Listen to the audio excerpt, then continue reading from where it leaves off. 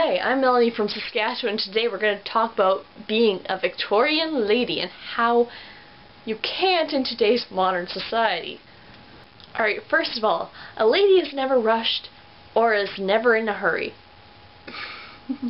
Today, everyone is in a rush. You have your little Blackberries, little iPhones, everything. Everybody is up to date all the time, and everything is, this has to be done now, this has to be done now, this has to be done now.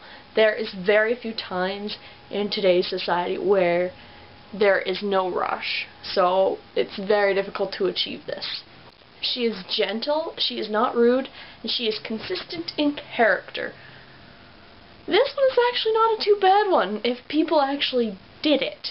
The thing is, not so many people do because of the media and how we have been shown of how us ladies must act.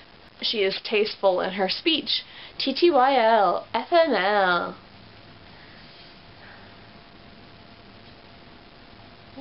What? A lady is always presentable. I'm sorry, guys. A lady is beautiful inside and out. This is not a bad sentiment to live by, actually, and I do believe that a lot of people do have beauty within them and outside of them. It's just whether you put more emphasis on the outside or on the inside. Ladies, what's on the inside counts the most. A lady takes care of herself. So that means good rest, good food, and exercise, which is just a fine way to live. Go for it, guys. I'm okay if you try to be a lady like that. I'm finding actually more positive things to being a lady in this sense than not so positive. We'll see a little bit later. How to be a lady in the company of others. Proper introduction. Introduce the younger to the older, the man to the woman.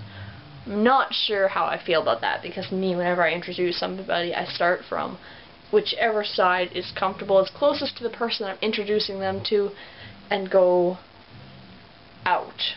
And this way, it just depends on who's there. Doesn't matter if they're old, young, or man, or woman. It's just I introduce them. It's a simple thing. A lady uses all magic words, refrains from vulgarity in language. Yeah, well, I think that is absolute.